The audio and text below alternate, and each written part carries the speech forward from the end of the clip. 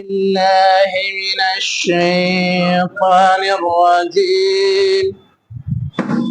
بسم الله الرحمن الرحيم. ومنهم من يلمزك في الصدقات فإن أوتوا منها رضوا وإن لم يؤتوا منها إذا هم يسخطون. شروع اللہ کے نام سے جو انتہائی مہربان ہمیشہ رحم فرمانے والا ہے، اور ان میں سے یعنی ان منافقین میں سے جن کا تذکرہ پیچھے سے چل رہا ہے، وہ ہیں جو آپ کو طعنہ دیتے ہیں اس صدقات کے سلسلے میں.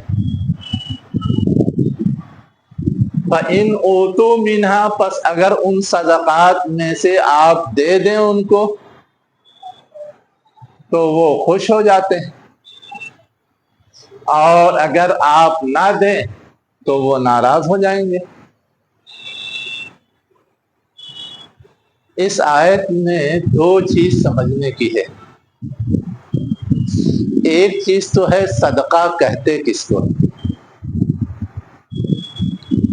ہم اور آپ تو یہ سمجھتے ہیں کسی غریب کی مدد کے لیے جو خرچ کر دیا جائے وہ صدقہ ہے، چاہے وہ فرائض میں سے ہو یعنی زکوٰۃ ہو، چاہے نوافل میں سے ہو، چاہے نفلی صدقہ ہو، صدقہ فطر ہو یا اور بھی کچھ ہو. لیکن ان چیزوں کو صدقہ کہتے کیوں ہیں؟ اس لیے کہتے ہیں کہ غریبوں کی مدد کے لیے دیا جاتا ہے. کیوں کہتے ہیں؟ اصلاً یہ مال دوسروں پہ خرچ کرنا یہ اللہ پر ایمان میں ہمارے سچے ہونے کی علامت ہے. ورنہ لوگ محنت سے کماتے ہیں اپنے لیے نا، اور ان کی اپنی ضروریات ہوتی ہیں، اپنے تقاضے ہوتے ہیں، اپنے خواب ہوتے ہیں، اپنی آرزویں تمنائیں ہوتی ہیں. لیکن ان کو قربان کر کے صرف اللہ کے حکم پر یا اللہ کی رضا کے لیے وہ خرچ کر ڈالتے ہیں. یہ چیز گویا ان کے ایمان میں پختہ ہونے کو ثابت کرتی ہے اور اسے صحیح قرار دینے کا سبب بنتی ہے یا ذریعہ بنتی ہے. اس لیے اسے صدقہ کہا جاتا ہے.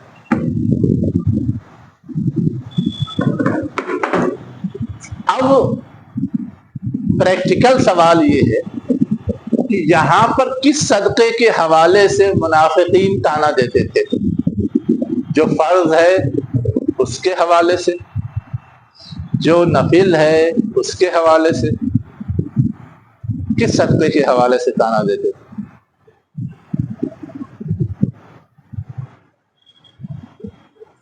کلام سے تو مال غنیمت.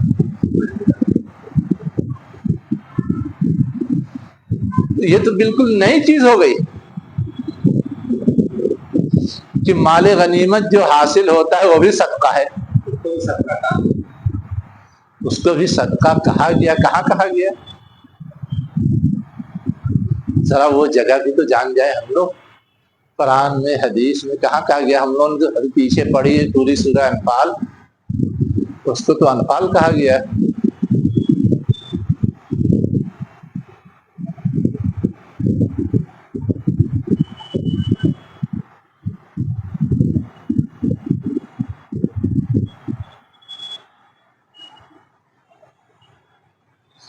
لوگوں نے یقیناً یہ بات کہی ہے اس لیے کہ پس منظر میں تو جہاد ہی ہے.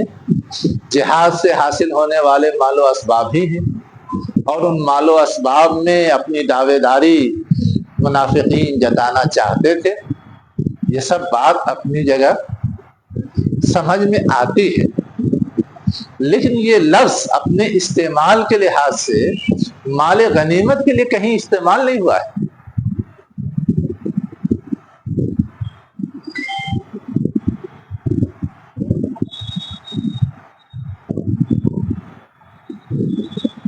اگر وہ رائے قائم کی جائے تو اس کے لیے کوئی دلیل تو چاہیے نا.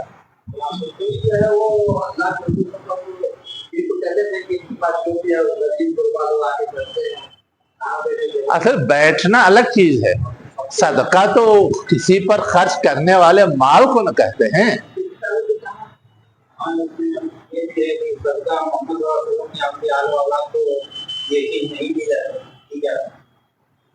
وہ سب اپنی جگہ صحیح ہے، لیکن وہ بحث تو اگلی آیت میں.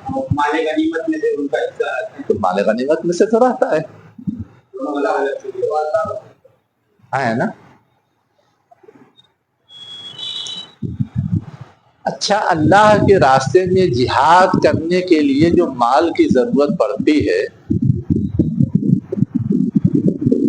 اس مال کو صدقہ کہتے ہیں یا نہیں؟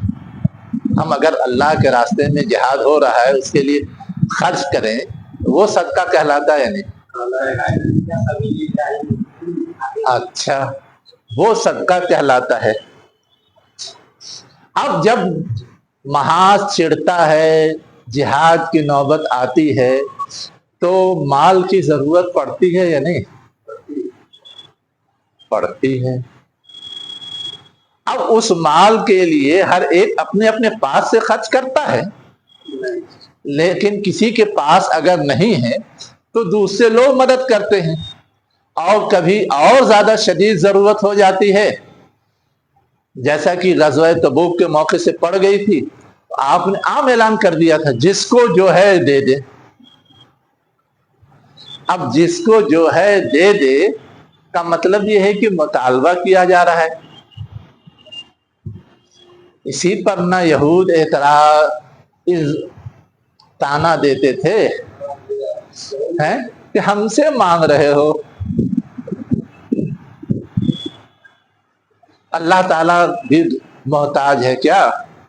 ہم مالدار ہیں کیا کہ اللہ کے راستے میں خرچ کرنے کے لیے ہم دیں؟ اللہ تو خود ہی سب کچھ کر سکتا ہے. اللہ کے اختیار اور کنٹرول میں تو ہے. حالانکہ یہ مانگا جاتا ہے یہ تو خود ہمارے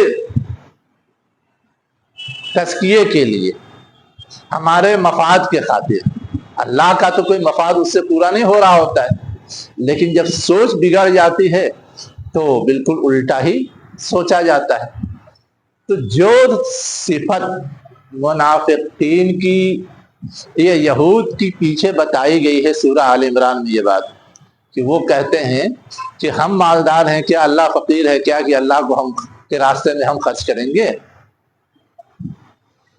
وہی سوچ منافقین جو دنیا پرست ہوتے ہیں ان کی ہوتی ہے. تو جب جہاد کے موقع سے یہ مطالبہ کیا گیا تو انہوں نے الزام دھرنا شروع کیا،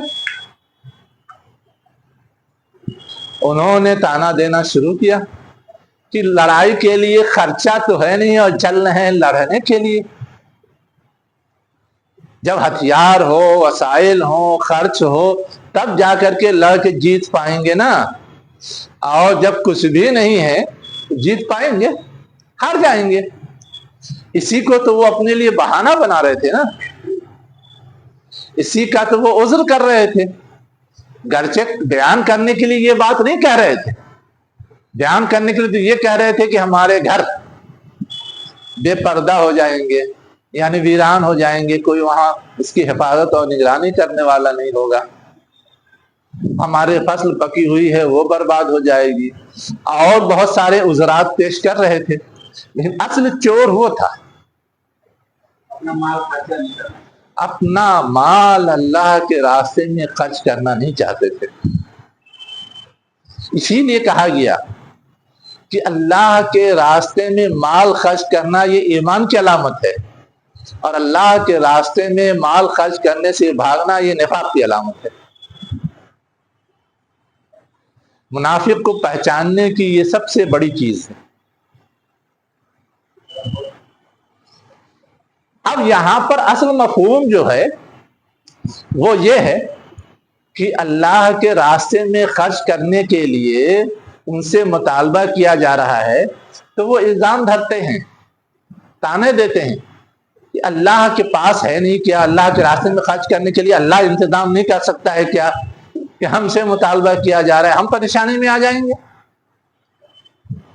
لیکن ان کی نفسیاتی کے لحاظ سے ان کو یہ جواب دیا جا رہا ہے کہ یہ سب مال جو اکٹھا ہوتا ہے یا آتا ہے، جو ایک طرح سے اجتماعی ضرورت کے لیے ہوتا ہے، اسی مال میں سے ان کو دے دیجیے تو بڑے خوش رہیں گے، اس لیے کہ ان کے مال میں اضافہ ہو رہا ہے، اور اگر نہیں دیجیے تو ناراض ہو جائیں گے۔ تو اگر وہ اجتماعی ضرورت اور اجتماعی مفاد کے لیے ہے تو ان کو تو نہیں لینا چاہیے نا، ان کو دیا جائے تو نہیں لینا چاہیے، اس میں میرا کیا حق ہے؟ لیکن وہ مال کے رسیا ہوتے ہیں، مال کے غلام ہوتے ہیں، وہ بڑھ چڑھ کے لینا چاہتے ہیں۔ صرف اسی موقع سے نہیں، جہاں ان کا کوئی رول نہیں وہاں بھی آخر پیچھے یہ اشارہ بھی تو دیا گیا کہ بعض جنگوں میں وہ شریک نہیں ہوئے، اہل ایمان جیت کے آئے تو مطالبہ رکھ دیا کہ ہم بھی تو ایمان والے تھے، ہمارا بھی تو کچھ حصہ ہونا چاہیے تھا۔ ہاں، تو اصل یہ جو نفسیات ہے اس کو نشانہ بنایا گیا ہے اور بتایا گیا کہ اللہ کے راستے میں خرچ کرنے کی بات کی جائے تب تو کہتے ہیں کہ اللہ محتاج ہے کیا کہ ہم اس میں خرچ کریں، اللہ تو خود ہی انتظام کر سکتا ہے۔ لیکن وہی اجتماعی مال جو مختلف ضرورتوں سے جمع ہوتا ہے رسول کے پاس بحیثیت ذمہ دار یا بیت المال میں، اس میں سے اگر ان کو دیا جائے تو بڑے خوش رہیں گے اور نہیں دیا جائے تو ناراض رہیں گے۔ وہاں بھی تو اصول ہی ہونا چاہیے کہ وہ اللہ کا ہے، اللہ کے کام میں آئے گا، میں کیوں لوں؟ اور نہیں دیا جائے تو ان کو ناراض بھی نہیں ہونا چاہیے، مال غنیمت آیا اور نہیں دیا گیا، انہوں نے کوئی رول نہیں پلے کیا تھا تو اس پہ ناراض تو نہیں ہونا چاہیے تھا، لیکن ناراض ہوئے تھے۔ تو اصلاً ان سارے تناظر میں اس نفسیات پہ ان کی گرفت کی جا رہی ہے، ان کو پکڑا جا رہا ہے۔ اگر یہ مفہوم لیں تو وہ سب جو اعتراضات اٹھتے ہیں نا، وہ سب اعتراضات سے آپ باہر آ جائیں گے۔ جمع اور خرچ ہاں، دونوں کا معاملہ ہے۔ ابھی تک تو سب سے سمجھ میں یہ آ رہا تھا کہ صرف تقسیم کا معاملہ ہے، صرف تقسیم کا معاملہ ہے، لیکن اصل یہ جمع کا معاملہ، جمع کا معاملہ ہے۔ اللہ کے راستے میں خرچ کے لیے صدقہ دینے کے حوالے سے وہ الزام لگا رہے تھے، تانے دیتے تھے۔ اب آگے کیا کہا جا رہا ہے؟ وَلَوْ أَنَّهُمْ رَضُوا مَا آتَاهُمُ اللَّهُ، اور اگر وہ راضی ہوتے اس پر جو اللہ اور اس کے رسول نے انہیں دے دیا، وَقَالُوا، اور کہتے حسبنا اللہ، ہمارے لیے اللہ کافی ہے، من فضلہ، کچھ اس میں الٹا سیدھا ہو گیا ہے لگ رہا ہے۔ سیؤتین اللہ، ہاں وہی تو میں بھی کہہ رہا ہوں، بولیے کیا چھوٹا ہے حسبنا اللہ کے بعد؟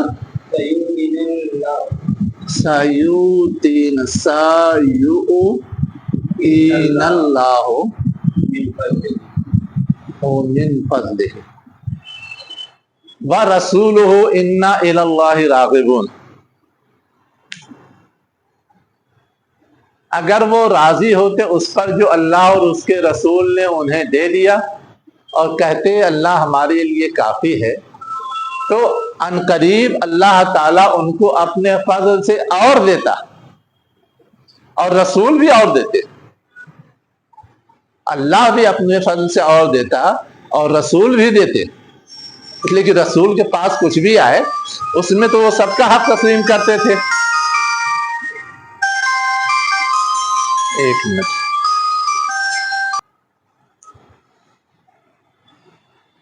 سیؤتین اللہ من فضلہ ورسولہ، ان قریب اللہ انہیں اپنے فضل سے دے گا اور اس کا رسول بھی۔ اس کا رسول کہاں سے دے گا؟ جو اللہ کے فضل سے ان کے پاس جمع ہوگا اسی میں سے دے گا۔ لیکن اصل جو چیز ایک مومن کے اندر ہونی چاہیے، اسے کچھ بھی چاہیے تو وہ اللہ سے رجوع کرے نا۔ اسی کو کہا گیا انا الی اللہ راغبون، بے شک ہم اللہ کی طرف رغبت رکھنے والے ہیں۔ ہماری کوئی بھی ضرورت ہو، کوئی بھی حاجت ہو، کوئی بھی مسئلہ ہو، ہم اس کے لیے اپنی طلب اللہ کی طرف یا اللہ کے سامنے پیش کرتے ہیں. یہ ہمارا سیوا، یہ ہمارا طریقہ ہے. تو ایک مومن کا ایٹیٹیوڈ یا طرز عمل یا رویہ کیا ہونا چاہیے، وہ اس میں درشایا گیا ہے، سمجھایا گیا ہے. یہ تو ہے اس آیت کا مفہوم. لیکن اس میں بھی دو بات خاص طور سے سمجھنے کی. ایک بات تو یہ ہے کہ وہ کہتے ہیں کہ اللہ ہمارے لیے کافی ہے، تو ہم کو اگر گھر چاہیے تو اللہ کافی ہے، ہم کو اگر روٹی چاہیے تو اللہ کافی ہے، ہم کو اگر دوا چاہیے تو اللہ کافی ہے. مطلب کیا ہے اس کا؟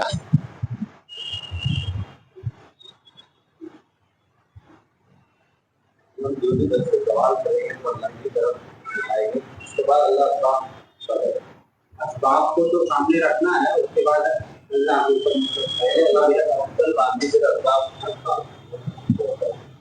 پہلے اسباب پھر توکل ہے یا پہلے توکل پھر اسباب ہے؟ ہاں، اصل میں حسبنا اللہ کہنے کا مطلب یہ ہے کہ دنیا میں جو چیز بھی کسی کو ملتی ہے اللہ کے فیصلے کے تحت ملتی ہے. اصولی بات یہ، اس کا فیصلہ اگر ہمارے حق میں ہو گیا تو کیسے وہ ہم تک پہنچے گا، وہ اللہ کا نظام ہے، وہ اللہ کا نظام. تو اگر اس بات پہ ہمارا یقین ہے کہ اللہ کے فیصلے کے تحت ملتی ہے اور پہنچانے کا نظام اللہ کے کنٹرول میں ہے، تو ہم اپنی فریاد رکھ دیں، ہم اپنی ضرورت رکھ دیں، اور اس کے لیے اللہ کا جو حکم ہے کہ ہاتھ پیر مارو، کوشش کرو، جد و جہد کرو، وہ ہم کریں. اس کے بعد ہم ٹینشن نہ لیں، ہم پریشان نہ ہو کہ ہم تو کوشش بھی کر رہے ہیں، محنت بھی کر رہے ہیں، اللہ سے مانگ بھی رہے ہیں، پھر بھی پورا نہیں ہو رہا ہے. پورا نہ ہونے کے بہت سارے اسباب ہو سکتے ہیں نا. اللہ کے نظام میں ابھی ہمارا آزمائشی مرحلہ باقی ہو، جب وہ پورا ہو تب وہ چیز اللہ تعالیٰ ہمیں دے.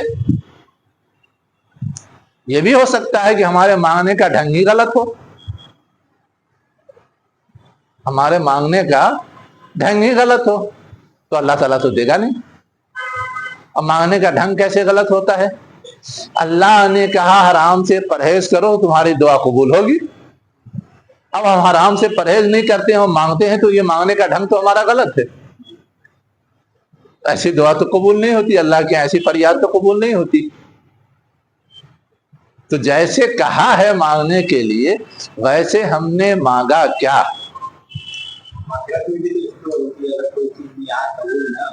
ہاں ہاں، بدل ملتا ہے، لیکن ہمیں اگر دنیا میں ضرورت ہے اور ہم دنیا کے حوالے سے فریاد کر رہے ہیں، ہماری خواہش تو یہ ہوگی نا کہ دنیا میں پوری ہو جائے.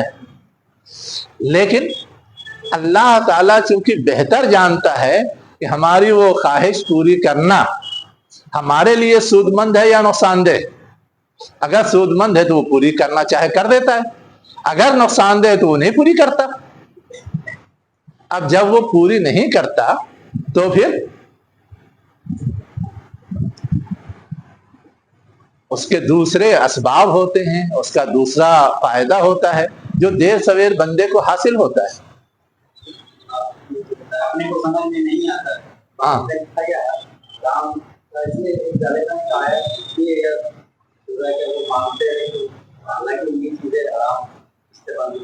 یہ حدیث میں ہے کہ اللہ کے رسول کی خدمت میں ایک شخص آیا جو بالکل پراگندہ حال تھا، پریشان حال تھا، ہے نا. اور اس نے آ کر کے اپنے مسئلے مسائل رکھے اور یہ شکوہ بھی کیا کہ میں اللہ سے مانگ رہا ہوں، پورا نہیں ہو رہا. تو اس کے سامنے تو نہیں، لیکن بعد میں صحابہ کی مجلس میں آپ نے کہا کہ یہ کیسے ہو سکتا ہے کہ کوئی حرام حلال کا لحاظ نہ کرے، حرام کمائی کھائے اور اس کی دعا مقبول ہو جائے.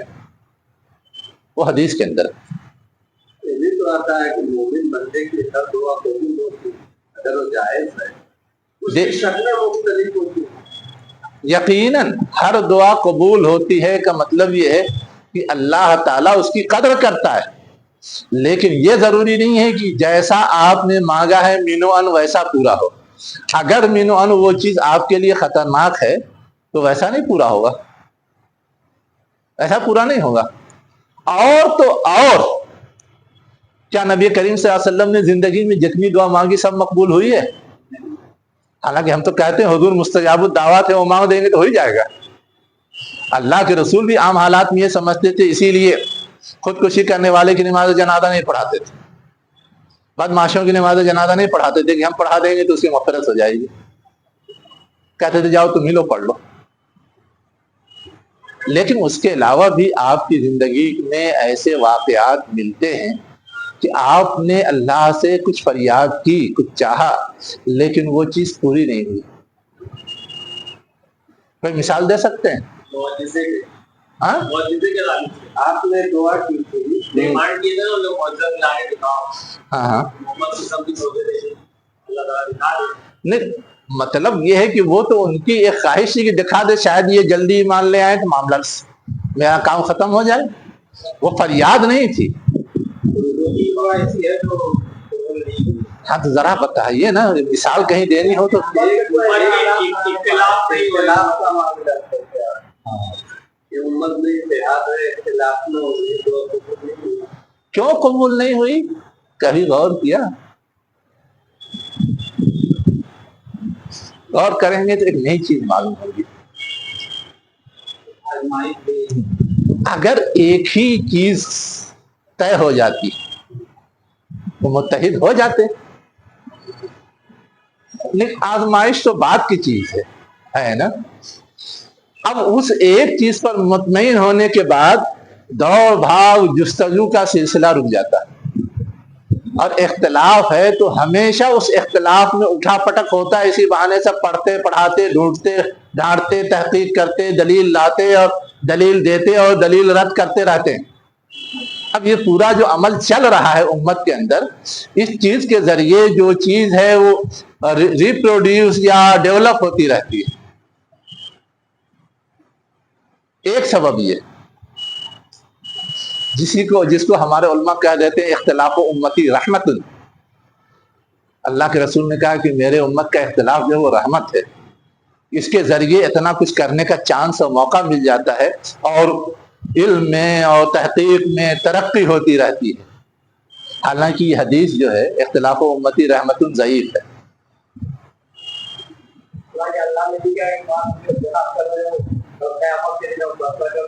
اور فیصلہ کر دیں گے تو یہ فیصلہ کر دے گا کس کا اختلاف صحیح تھا کس کا غلط تھا، یہ کر دے گا۔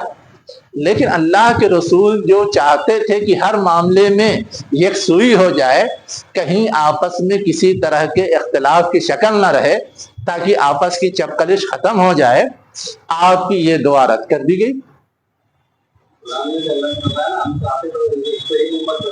بنا دیتے بالکل۔ میں صرف یہ کہہ رہا تھا کہ مانگنے والا کیا مانگ رہا ہے، اس کی معقولیت نامعقولیت پر بھی اس بات کا انحصار ہوتا ہے کہ وہ چیز قبول ہوگی یا نہیں ہوگی، ہونی چاہیے یا نہیں ہونی چاہیے۔ اگر اختلاف نہیں رہتا تو ایک طرح سے جمود آیا۔ ہاں اب سمجھ میں آیا، لوگ ایک ہی بات کے لیے بیٹھے رہتے، کچھ کرنے دھرنے کی ضرورت ہوتی نہیں۔ کس کے علاوہ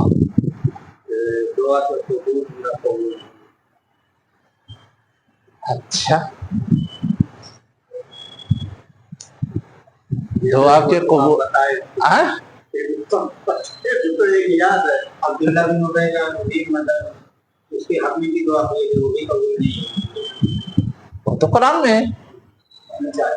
مطلب اس کی نماز جنازہ پڑھنے پر جو وعید سنائی گئی کہ آپ 70 مرتبہ بھی اس کے استغفار کے لیے دعا کریں تو وہ چیز کیا ہوگی؟ قبول نہیں کی جائے گی۔ ویسے ہی آپ نے اپنی والدہ اور اپنے والد کے لیے دعائے مغفرت کی اجازت چاہیے، جسے رد کر دیا گیا۔ اس لیے کہ ایمان کی جو بیس ہے وہ موجود نہیں ہے۔ مولانا اس دور میں تو وہ اہل فطرت تھے نا۔ اہل فطرت سے اللہ کو جو فیصلہ کرنا ہوگا کرے گا، لیکن بیٹا ہونے کے ناطے ایک خواہش، ایک چاہت تو ہوتی ہے۔ بیٹا ہونے کے ناطے نوح علیہ السلام کی چاہت کیا ہو گئی؟ بیٹوا سوار ہو جائے، ہوئی کہ نہیں ہوئی؟ تب قرآن میں ہے نا کہ اگر تمہارا ماں باپ کو اپنے جو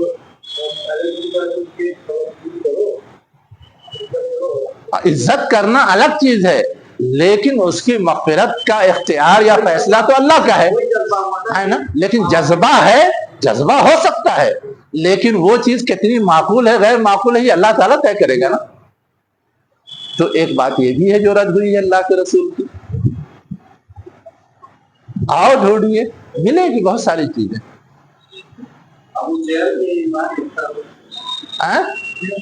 نہیں، وہ تو یہ تھا کہ دو میں سے ایک ہی کی دعا ہی تھی، ایک کی قبول ہو گئی، عمر رضی اللہ عنہ کے لیے قبول ہو گئی، ان کے لیے رد ہو گئی، وہ تو ایک کی دعا ہی تھی۔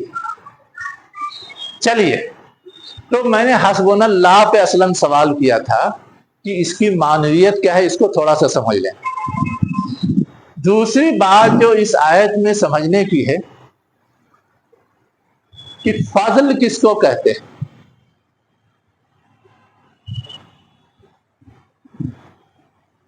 ان قریب اللہ تعالیٰ اپنے فضل سے دے گا۔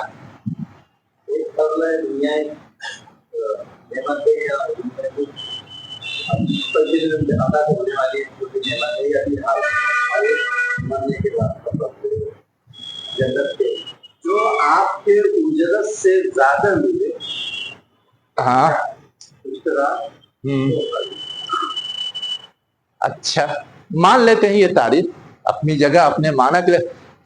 فضل تو فاضل سے ہے، جو چیز ایکسٹرا ہو اس کو فضل بولتے ہیں، لیکن ہم لوگ ایک لفظ اور بولتے ہیں برکت۔ برکت کیا چیز ہوتی ہے؟ برکت یہ ہوتا ہے کہ 10 آدمی کا کھانا ہے اور 20 لوگ کھا لیے تو 10 آدمی فاضل کھا رہے ہیں نا، وہ بھی تو فضل ہو گیا۔ دونوں میں فرق کیا ہے؟ اصل میں یہی سمجھنا تھا، ہے نا؟ اصل معاملہ یہ ہے ہاں،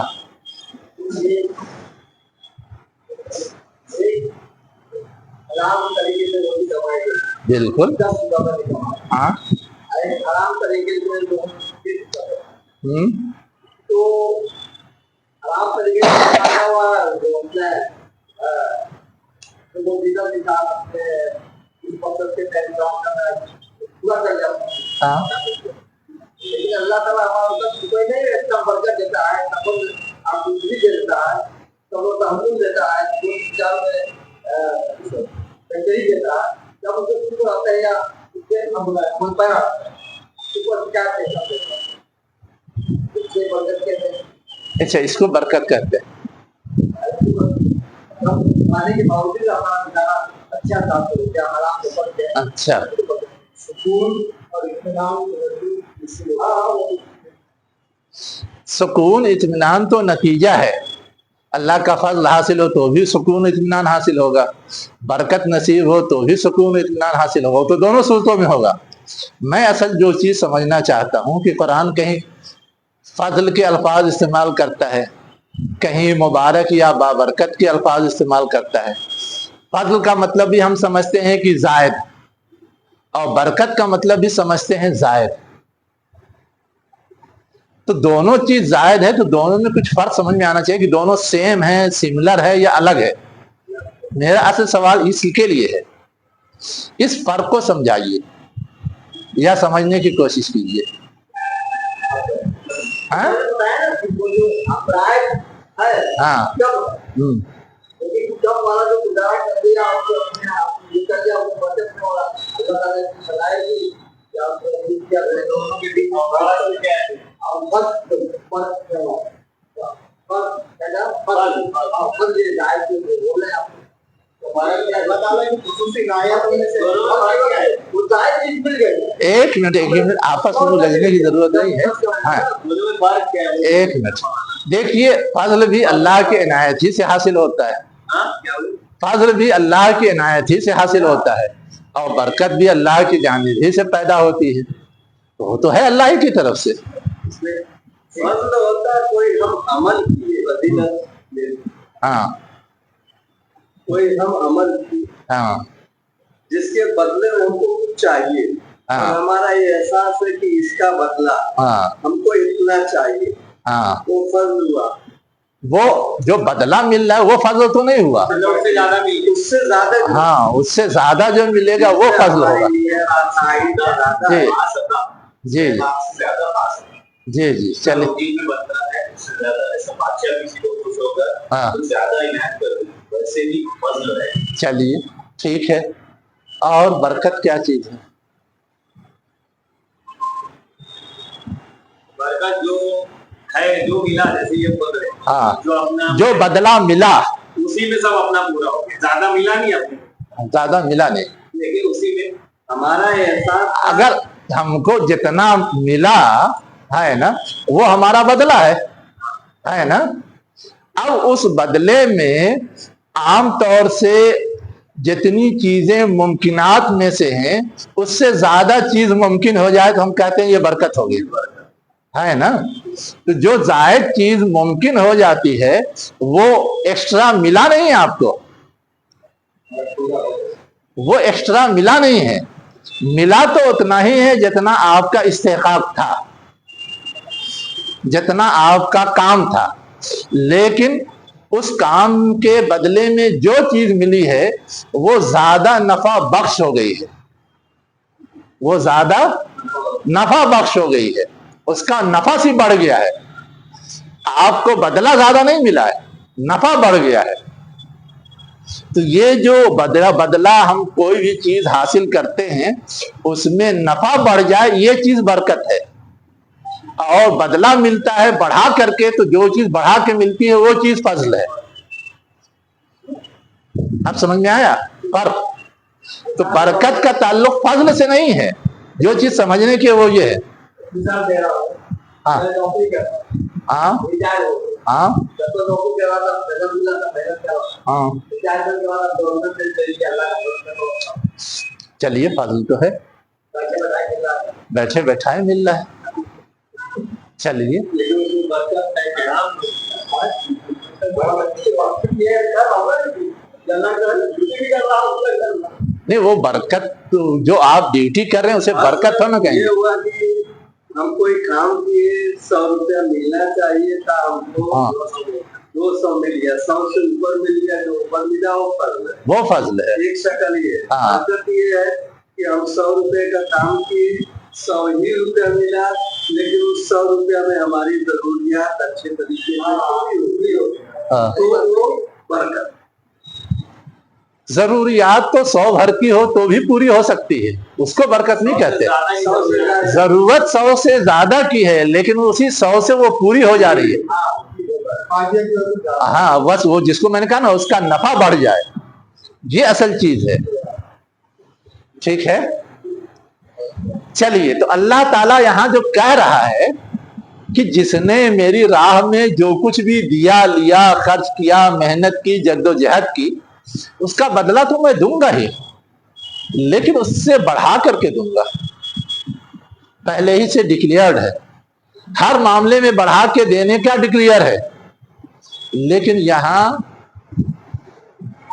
اس تناظر میں آیا ہے کہ مشکل کام میں لوگ بھاگتے ہیں، تو مشکل کام میں اللہ تعالیٰ اور بڑھا کے دیتا ہے، مشکل کام میں اللہ تعالیٰ کیا کرتا ہے اور بڑھا کے دیتا ہے، اب 2 گنا دے، 10 گنا دے، 70 گنا دے، 700 گنا دے یا بے حساب دے، سب پیمانے ہیں اللہ تعالیٰ کے یہاں، 2 گنا بھی دیتا ہے، 10 گنا بھی دیتا ہے، 70 گنا بھی دیتا ہے، 700 گنا بھی دیتا ہے، اور بغیر حساب بھی دیتا ہے، سب پیمانے ہیں، وہ سب ڈیپینڈ کرتا ہے ان مسائل پر کن احوال میں کیے گئے اور آپ نے کن جذبات اور احساسات کے ساتھ کیے۔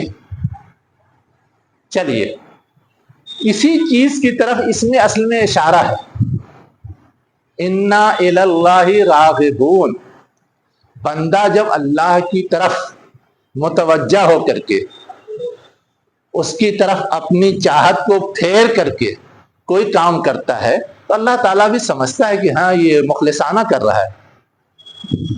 اسی چیز کی طرف اشارہ ہے کہ یہ جو فضل اللہ تعالیٰ دیتا ہے اصلاً اس کے اس کردار کی وجہ سے دیتا ہے، جو ایکسٹرا انعام دیتا ہے یا ایکسٹرا بدلہ دیتا ہے.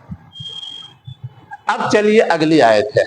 ہاں اس آیت میں آیا ہے کہ ما آتاہم اللہ، ہاں اللہ کے رسول جو آپ کو دیتے ہیں ہاں اس میں خوش ہونا چاہیے. ہاں ہاں یہاں دینے کی بات، ہاں دینے کے بعد پچھلی آیت میں ہاں لینے اور دینے کی دونوں باتیں، دونوں باتیں ہیں. لیکن اس کے تناظر میں یہی سمجھ میں آتا ہے کہ وہاں بھی جو الزام لگایا جا رہا ہے ہاں وہ اخذ کرنے کا، لینے کا، ہاں ہاں یعنی ہم کو ملنا ہے، جمع کرنے کا نہیں. جی دیکھیے اس آیت کی روشنی میں تو آپ بالکل وہ کہہ سکتے ہیں، ہے نا. لیکن سوال یہ پیدا ہوتا ہے جو میں نے پہلے ہی اٹھایا تھا، ہے نا، کہ لینے کا مطالبہ وہ کر کیسے سکتے ہیں یا نہیں دیا جائے تو اس پہ الزام کیسے لگا سکتے ہیں جب ان کا کوئی رول ہی نہیں. جب کوئی اللہ کے راستے میں خرچ کر رہا ہے، خرچ کے نتیجے میں اللہ کی طرف سے جو اجر ملنے والا ہے وہ تو ملے گا ہی. لیکن اگر خرچ کے نتیجے میں کامیابی نصیب ہوتی ہے اور اس کامیابی کے نتیجے میں بہت ساری چیزیں حاصل ہوتی ہیں تو خرچ کرنے والوں ہی پر جاتا ہے نا لوٹ کر کے. آپ غور کیجئے مال غنیمت ہی حاصل ہوتا ہے تو مال غنیمت ایک تو جو جہاد پہ گیا ہے اس کو ایک پارٹ ملتا ہے اور ایک پارٹ اس میں کس کو ملتا ہے؟ جو اس نے گھوڑا پالنے پر خرچ کیا ہے اس پہ ملتا ہے نا. یہ تقسیم کا طریقہ. تو اب اس تقسیم میں تو گویا جو خرچ کیا اس کا بدل یہاں لوٹ کے آ رہا ہے. اب منافقین نے خرچ ہی نہیں کیا تو ان کے لیے کسی بدل کے لوٹ کے آنے کا سوال تو نہیں پیدا ہوتا، اس لیے انہیں دیا نہیں جاتا. لیکن ہے یہ کہ اگر اللہ کے رسول کو جو ایک 5واں حصہ دیا جاتا ہے اس میں سے کسی کو بھی دیں یہ اختیار ہے، چاہے خود خرچ کریں چاہے کسی کو بھی دیں، تو اس میں آپ دوسروں کو دیتے بھی تھے. غزوہ حنین کے حوالے سے پڑھا نہیں کہ جو چیزیں حاصل ہوئی تھی نئے نئے اہل ایمان کو آپ نے دے دیا تھا تو پرانے اہل ایمان شاکی ہو گئے تھے، بعد میں آپ کو سمجھانا پڑا تھا. تو ظاہر ہے کہ جو لوگ رول پلے کرنے والے تھے ان کا حصہ تو طے ہے، اس میں سے تو دینے کا سوال نہیں پیدا ہوتا. جو 5واں حصہ ہے جس میں رسول کو اختیار دیا گیا ہے اسی میں آپ کسی کو بھی دے سکتے ہیں کسی کو نہیں دے سکتے ہیں، وہی آپ نے کیا تھا لیکن اس پر بھی سوال کھڑا ہو گیا تھا. تو یہاں جو کہا گیا کہ وَلَوْ أَنَّهُمْ رَضُوا مَا آتَاهُمُ اللَّهُ وَرَسُولُهُ، جو اللہ اس کے یس کہ آئے گا تو 5ویں حصے میں سے کسی کو بھی اللہ اس کا رسول دے سکتا ہے، اس کا دروازہ اللہ اس کے رسول نے کھلا رکھا ہے، لیکن وہ ان کے اختیار میں ہے. اگر وہ دیں تو یہ خوش ہو جائیں گے، ہو جاتے ہیں، نہ دیں تو کوئی الزام ان پہ نہیں ہے، لیکن یہ الزام لگانے لگتے ہیں کہ ہم کو نہیں دیا، تانا دینے لگتے ہیں، ناراض ہو جاتے ہیں. یہی تو سمجھایا جا رہا ہے. مال غنیمت میں ان کا کوئی قانونی حق نہیں ہے، اخلاقی رسول اور اللہ کے ثوابدید پر ہے یا ان کے فیصلے پر ہے. چلیے ہو گیا. اب جو اگلی آیت ہے انما الصدقات للفقراء والمساکین والعاملین علیہا،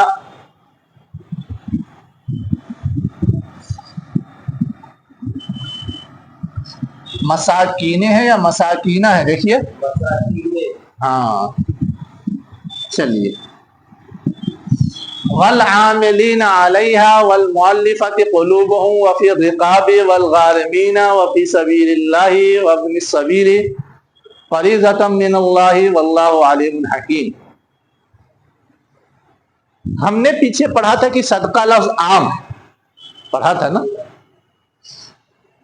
یہاں بھی وہی لفظ استعمال ہوا ہے لیکن اس سے مراد عام نہیں.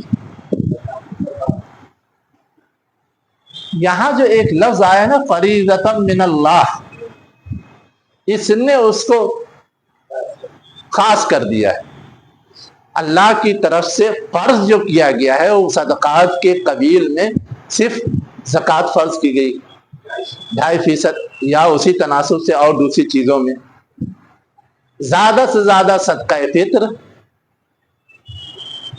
کہا جا سکتا ہے جو لازم ہے. تو یہاں صدقات گویا بظاہر تو لفظ عام ہے لیکن فریضۃ من اللہ کی وجہ سے یہ اپنے معنی میں خاص ہے. کبھی کبھی سوال اٹھتا ہے کہ لفظ صدقہ آیا ہے زکوٰۃ کیوں مراد لیتے ہیں؟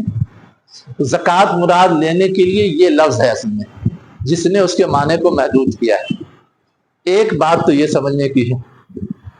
اب دوسری بات جو سمجھنے کی ہے کہ یہاں پر زکوٰۃ کے حوالے سے اس بات کی تعیین کی جا رہی ہے کہ وہ کس کو دی جائے گی، کس کا اس میں حق ہے. اس تعیین کی ضرورت بھی اسی لیے پڑی کہ یہ گویا ایک طرح سے اجتماعی مال ہے اور اجتماعی مال میں ہر ایک اپنا حق سمجھتا ہے. جس کو ضرورت ہو وہ بھی دعویٰ لے کے کھڑا ہوتا ہے اور جس کو ضرورت نہیں ہو وہ بھی کھڑا ہوتا ہے. اب اس میں جو مال کی محبت رکھنے والے جس میں سب سے آگے منافقین تھے وہ بھی دعویٰ لے کے کھڑے ہو جاتے تھے ہم کو بھی ملنا چاہیے.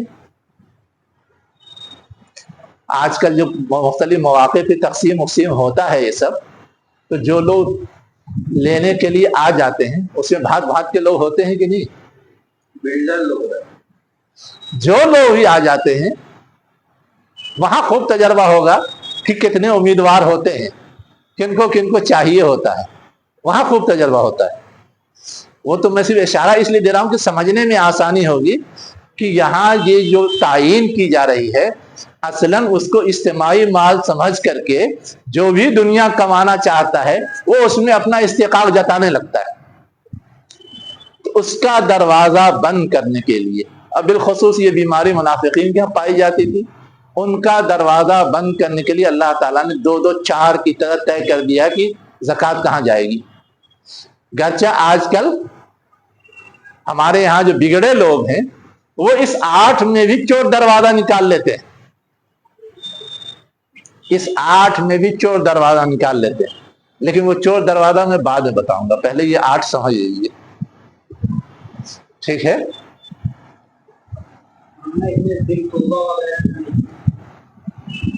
ہاں ذی القربہ رشتے دار ہے. اصل میں دیکھیے جہاں صفات گنا دی گئی کہ اس صفت کا مالک ہو تو اس کو زکوٰۃ دی جائے گی. اب اس صفت میں کوئی بھی آتا ہو وہ اس کا حقدار ہو جاتا ہے. جیسے اب پہلی صفت بتائی گئی فقیر، جس کی جمع ہے فقراء. ٹھیک؟ اب فقیر کہتے کس کو ہے؟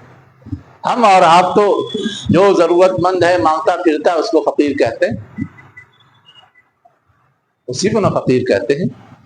لیکن یہ ہمارا اور آپ کا معروف معنی ہے، یہ عربی زبان کا معنی نہیں ہے اور نہ شرعی معنی ہے. شرعی معنی یا عربی زبان کا معنی کچھ اور ہے.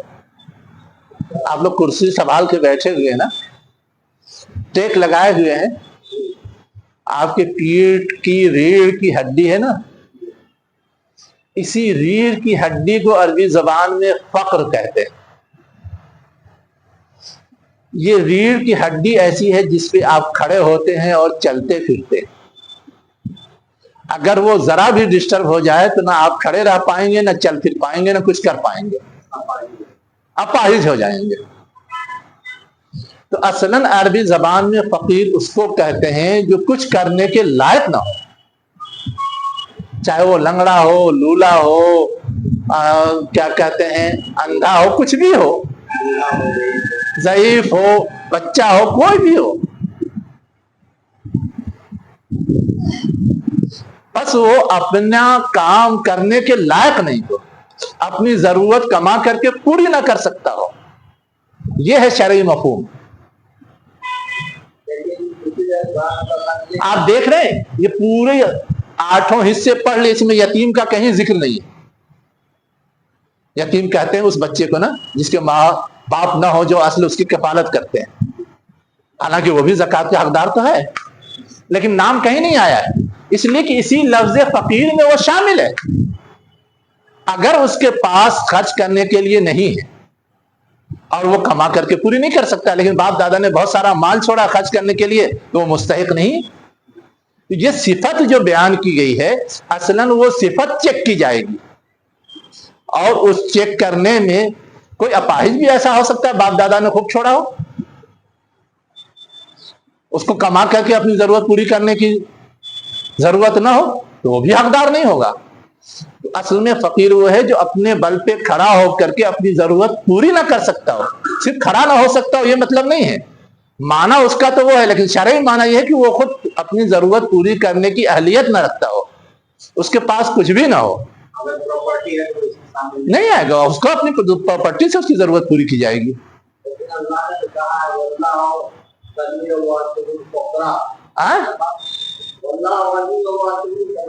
تو اللہ کے مقابلے میں تو ہم سب فقراء ہیں ہی، دنیا کے بڑے سے بڑے مالدار ہے، ایک مرتبہ اللہ تعالیٰ اپنے چابی گھما دے سب ضائع، لیکن اللہ تعالیٰ کے پاس جتنا کچھ ہے دنیا کا کوئی کچھ نہیں بگاڑ سکتا، لیکن دنیا میں کسی کے پاس ساری دنیا ہو پھر بھی اس کا بگڑ جائے گا، تو ہم تو فقیر ہیں ہی، اس معنی میں وہاں فقیر کہا گیا ہے، محتاج ہیں اگر اللہ کے مقابلے میں۔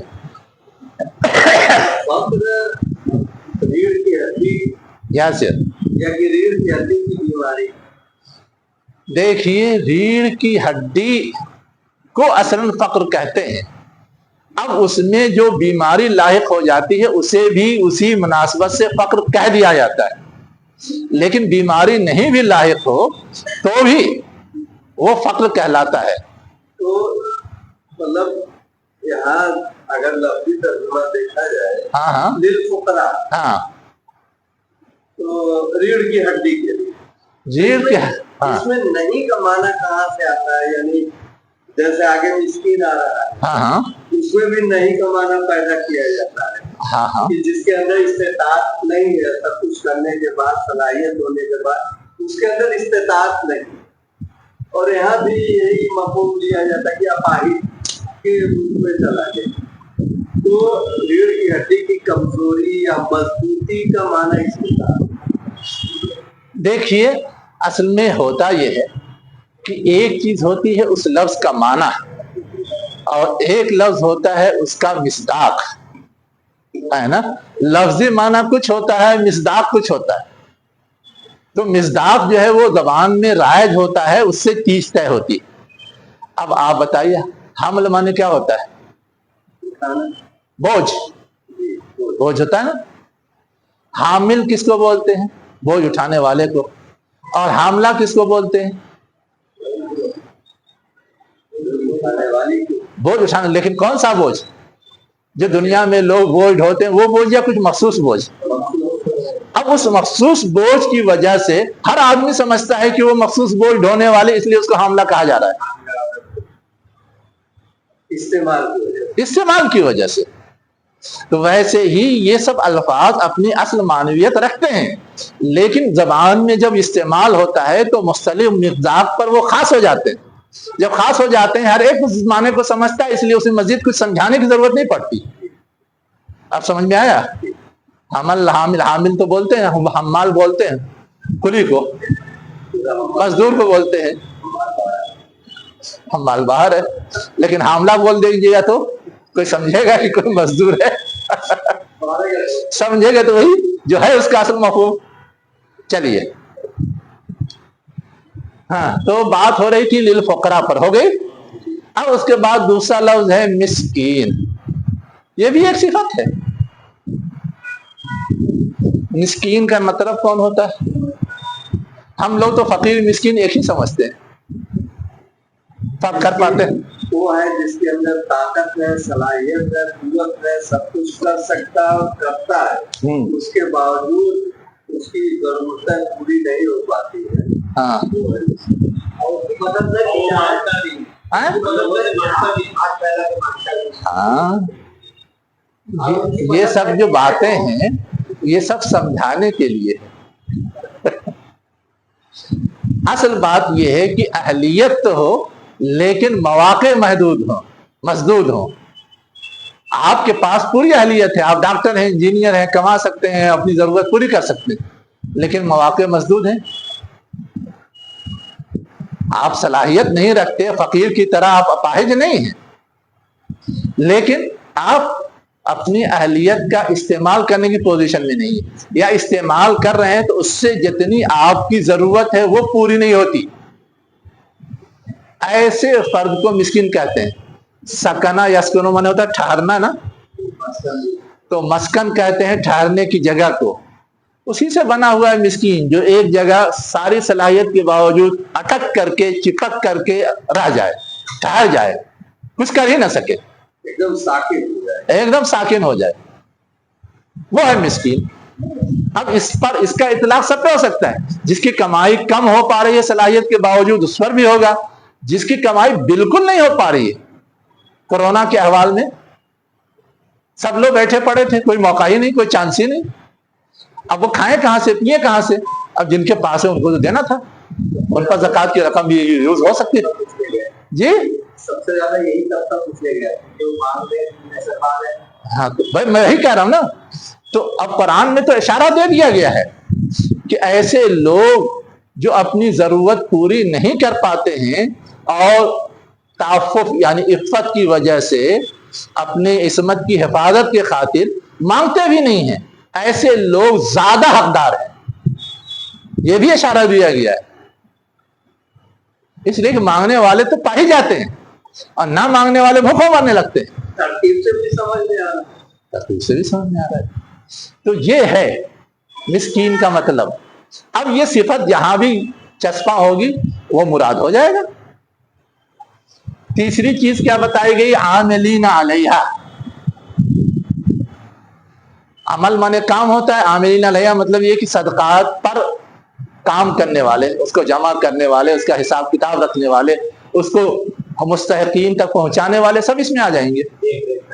دیکھ ریکھ کرنے والے سب اس میں آ جائیں گے. پورا عملہ جو لگتا ہے زکوٰۃ کے نظام کے لیے ان کو بھی اس میں سے دیا جائے گا.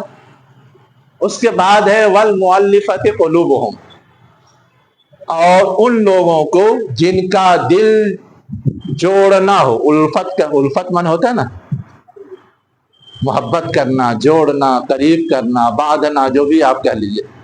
تو ان کے دلوں کو جوڑنے والا. اب کن کے دلوں کو جوڑا جاتا ہے؟ نو مسلم ہیں وہ بھی اس میں آئیں گے. سخت دشمن کو کمزور کرنے کے لیے یا قریب کرنے کے لیے اگر ضرورت ہو تو اس میں بھی دیا جا سکتا ہے. اس میں دل نہیں جوڑا جاتا.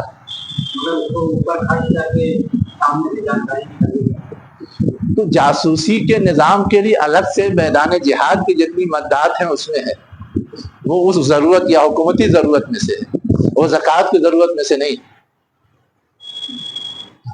حکومت کے جو اخراجات ہیں، بیت المال میں جو آمدنی ہو تو اس سے دیا جائے گا، جاسوسوں کو خرچ کیا جائے گا. جی اس کے بعد ہے وَفِي الرِّقَابِ. رقبہ بولتے ہیں گردن کو، اس کی جمع ہے رقاب. اب گردن میں تو خرچ کیا نہیں جاتا، گردن کہیں پھنس گئی ہو تو اس کو چھڑانے میں خرچ کیا جائے گا. اب جو غلام ہیں ان کی گردن پھنسی رہتی ہے مالک کے ہاں، جو قیدی ہیں ان کی گردن پھنسی رہتی ہے حکومت کے پاس. تو یہ لوگ ہیں جو اس سے مراد ہیں. اور آپ جو کہہ رہے تھے قرض، تو قرض کے لیے یہ آگے مد ہے غارمین، وہ رقاب میں نہیں آتا. ٹھیک ہے. اب غارم معنی کیا ہوتا ہے؟ قرض دار، جس نے قرض لے رکھا ہو. تو کوئی بھی قرض والا حقدار ہے کیا؟ ایسا قرض دار جس نے بیسک ضرورت کے لیے قرض لیا ہو، بڑی بڑی تجارت پھیلانے کے لیے قرض لیا ہو، وہ نہیں، وہ اس میں نہیں آتا، اس لیے کہ یہ زکوٰۃ تو انسان کی بنیادی ضروریات کی تکمیل ہو جائے اس کے لیے فرض کیا گیا۔ اور جو سود پہ قرض لے لیا ہو، کوئی سود پہ بھی قرض لے لیتے، کس کام کے لیے لے رہے ہیں؟ اگر بزنس کے لیے لے رہے ہیں، اپنا کاروبار پھیلانے کے لیے لے رہے ہیں تو وہ تھوڑا ہوں گے، کاروبار پھیلانے کے لیے اور پھنس گئے، ہاں تو وہ پھنس گئے تو پھنس گئے، اپنی دوسری جائیداد بیچ کر کے دیں، وہ نہیں بیچیں گے، ہے نا؟ یہ تو ان کے لیے غارم قرض دار کو جس نے قرض لیا ہو یا کہ جس کے اوپر تاوان لگا ہو، جرمانہ لگا ہو، ہاں وہ نمبر 2 پر ہے، پہلے قرض دار ہے نا،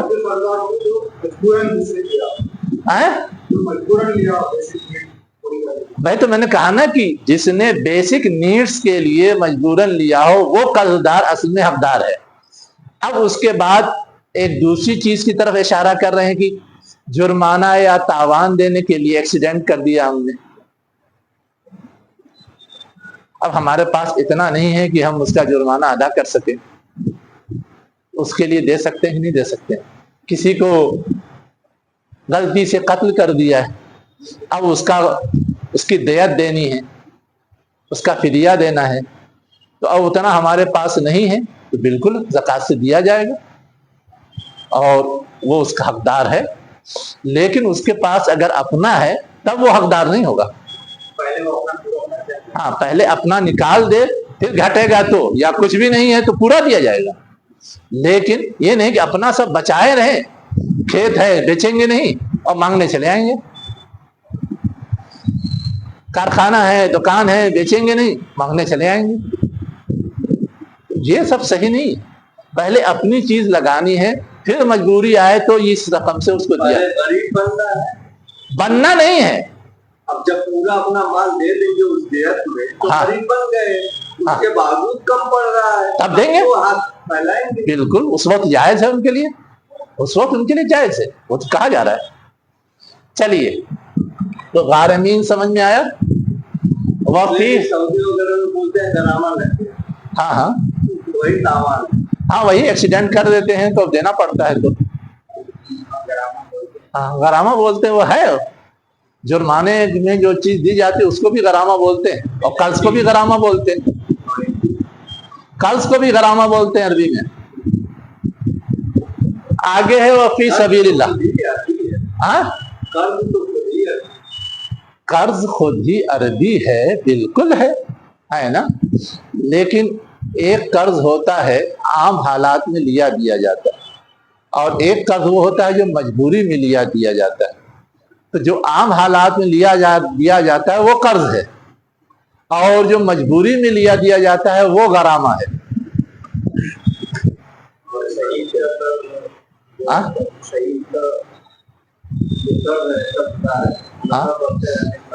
شہید قرض دار ہے، شہید کے اگر اسباب نہیں ہیں تو یہاں سے دیا جائے گا، لیکن اگر اسباب ہیں تو اس سے پورا کیا جائے گا۔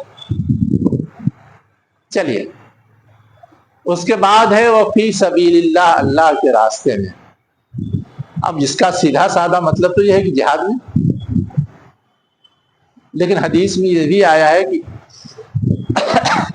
اگر کوئی حج کے لیے ضرورت مند ہے تو اس کو بھی دیا جا سکتا ہے،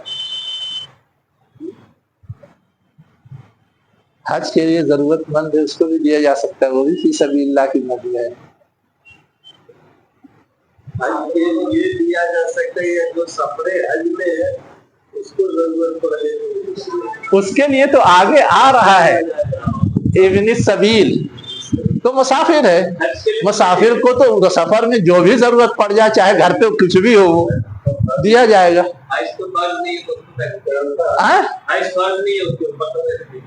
اچھا ہاں ٹائم بتائیے، فرض ہی نہیں ہے تو کیسے دیں گے؟ لیکن کسی نے اگر زبردستی فرض کر لیا اپنے اوپر تو اب لوگ نظر نہیں مان لیتے ہیں کیا؟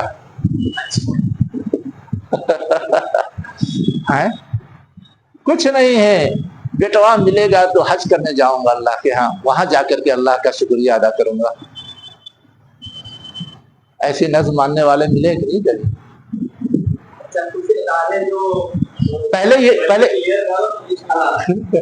पहले इसको समझ लीजिए कि सबील्लाह के हवाले से जो वो हदीस है, फिर इदारे में चलेंगे ही, घबराइए।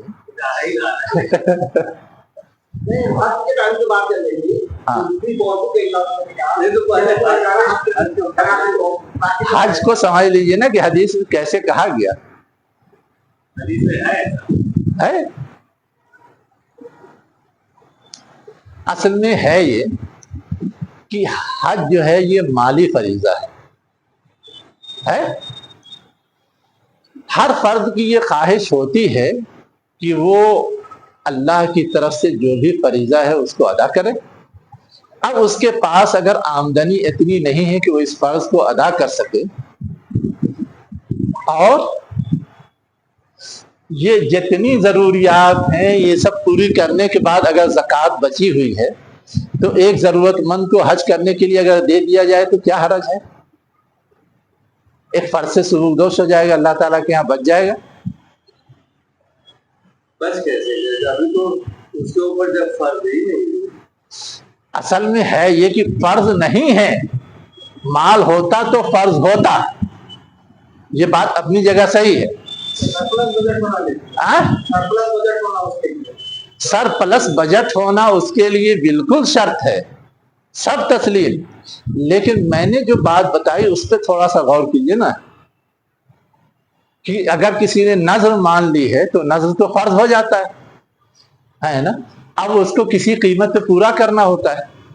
तो अगर ऐसे लोगों की मदद की जरूरत पड़ जाए और दूसरे जो बेसिक मद्दात हैं वहां खर्च करने की जरूरत नहीं, बचा हुआ है, तो क्या करेंगे? उनको अगर दे दें तो हरज क्या है उसमें? तो ऐसे भी कोई ले लिया, जैसे लोन ले लिया कोई मजबूरी, तो ऐसे तो उनको भी दे सकते हैं। जिसने लोन ले लिया तिजारत के लिए मजबूरी में, लोन ले लिया तिजारत के लिए और पास में ठीक है, आप देने के लिए नहीं होते। तो जब तिजारत के लिए लिया है ना, तो इसका मतलब ये है कि उसके पास बेसिक मौजूद है। बेसिक से पहले करे ना, तिजारत के लिए नहीं लिया। हाँ, तो तिजारत को बढ़ाने के लिए लिया ना। मैं वही कह रहा हूं कि वहां अगर उसके पास अपनी बेसिक चीज है तो उससे दे, उसको बचा के रखे और ज़कात में से मांगे और दिया जाए, ये सही नहीं। यहां मैं जिसके हवाले से कह रहा हूं कि किसी ने नजर मान ली और उसके पास अपने असबाब नहीं फराम हो रहे हैं, तो अब एक तकलीफ तो है उसे, तो उसका कफारा होएगा। ये तो क्यास है ना। यकीनन है कफारा। ऐसी बुरी हालत में अरे अल्लाह की उम्मीद से पता नहीं लोग क्या क्या नजर मान लेते हैं, है ना।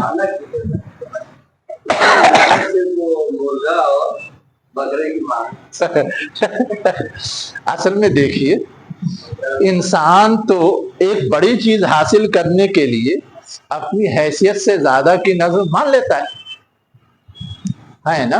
अपने बारे में सोचता नहीं। आप तसव्वुर कीजिए, मरियम अलैहिस्सलाम की वालिदा ने नजर मान लिया ना कि मेरे पेट में जो है वो मैं अल्लाह के घर के लिए वक्फ कर दूंगी। अब ये तो नहीं सोचा कि मैं बूढ़ी हो जाऊंगा या कुछ और मुझे आफत आ जाएगी तो मेरी देख रेख करने वाला कौन होगा। पहले तो उसकी फिक्र करनी चाहिए थी, लेकिन जज्बात, ताल्लुक है ना, अल्लाह की रजा हासिल करने की चाहत कभी कभी उन चीजों को नजरअंदाज कर देती है और ये कदम उठा लेता है बंदा। अब अल्लाह ताला ने तो उसकी कदर की, बेटा नहीं पैदा हुआ, बेटी पैदा हुई, उसी को कबूल कर लिया। अल्लाह ताला देखता है ना कि क्या इरादे हैं, क्या नीयत है, क्या जज्बात है। अगर वो ये सोचने लगती तो पहले तो ये कहती कि जो भी होगा पहले तो मैं उसको अपनी खिदमत के लिए रखूंगा, जैसे दुनिया सोचती है, और जब 6 हो जाएगा या 10 हो जाएगा तो उसके बाद वाले को वक्फ कर दूंगा, जैसे करते थे सब। जैसे हुजूर के वालिद अब्दुल्ला वक्फ ही थे ना, जैसे ऊंट को वक्फ कर देते थे। 10 बच्चे दे दिया तो 11वां बच्चा होगा तो वो वक्फ है। तो वो तो एक आम बात हो गई, लेकिन कुछ भी फिक्र नहीं किया अल्लाह से की रजा की तड़प में, और पहले ही मरहले में नजर मान ली, वो कैफियत अगर हो जाए तो क्या करेंगे। चलिए, ये तो मैं एक बात कह रहा था। एक दूसरी बात और भी है समझने की, है ना। कभी कभी होता यह है कि हज का फरीजा ऐसा नहीं है कि आज फर्ज हुआ और आज ही वो हो जाए, होता तो अपने वक्त पर है। अब आज हमने इरादा किया, हमारे पास वसाइल हैं, हमने सारी तैयारी कर ली, ऐन वक्त पर कुछ हादसा पेश आ गया, तो उसूली तौर पर तो यह है कि वो फर्ज साबित हो जाएगा। ऐन वक्त पर अगर कोई हादसा पेश आ गया तो उसूली तौर पे तो यह है कि वो फर्ज साबित हो जाएगा। लेकिन अगर ये जितने मद्दात पहले बताए गए हैं उसके मुस्तहिकीन नहीं हैं और माल मौजूद है, तो ऐसे लोगों के उस फर्ज की अदायगी में उनकी मदद कर दी जाए तो क्या हरज है। तो हमारे उलमा उस हदीस की तत्बीक यूं करते हैं कि आम हालात में किसी को नहीं दिया जाएगा, वो मुकल्लफ उसी का है कि उसके पास सरप्लस हो तो जाए, लेकिन मखसूस हालात पैदा हो जाएं तो गुंजाइश है इस तरह के हालात में। उस हदीस का मफहूम ये, ठीक है। अब उसके बाद है वबनी सबील, अल्लाह के रास्ते में। अब इसका मतलब तो आमतौर से कहा जाता है मुसाफिर, रास्ते का बेटा, रास्ते का बेटा, तो रास्ते का बेटा से मुसाफिर होता है। किन का?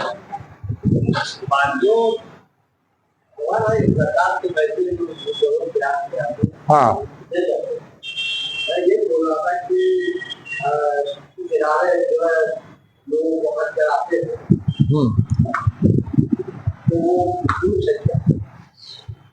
जो इदारे का, हाँ, असल में कौन सा इदारा कराता है जरा मुझे अता पता दीजिए ना।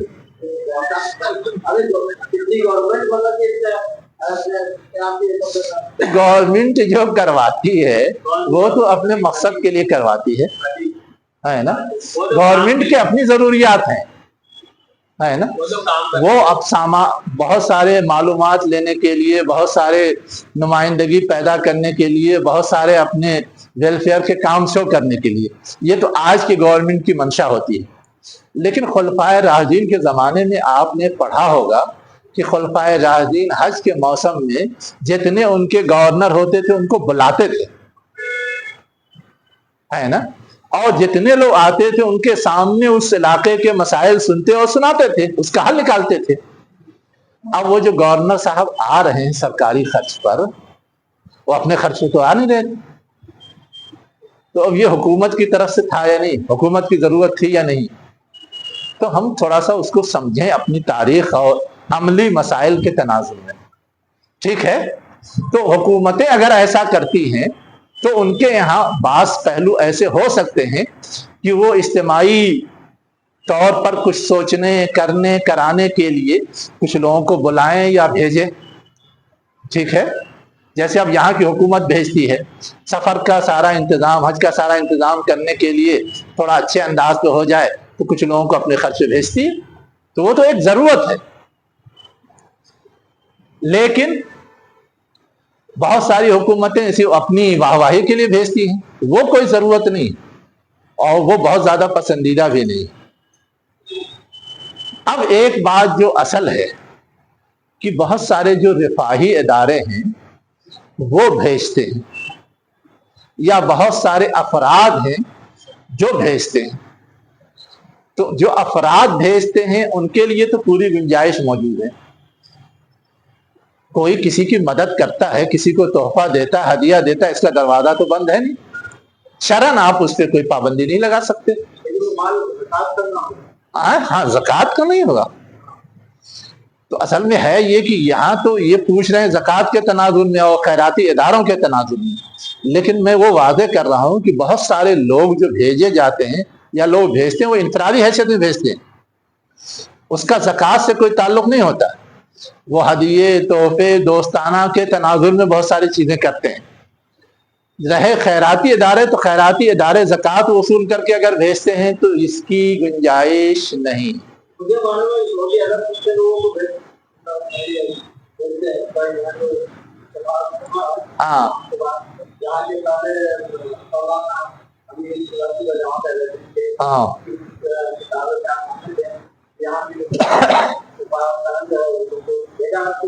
मैं जानता हूँ।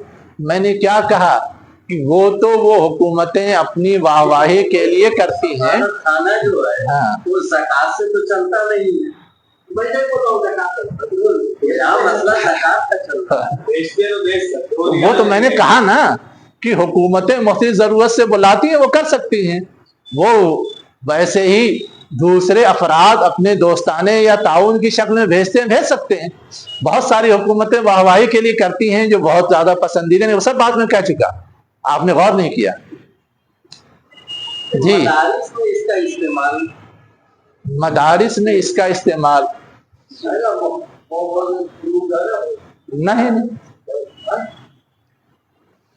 मदारिस में एक सोच तो ये है कि उमूमन मदारिस में गुरबा और मसाकीन पढ़ने के लिए जाते हैं, उनके ऊपर खर्च होता है, इसलिए दिया जा सकता है। एक सोच ये सोच सही है क्या है?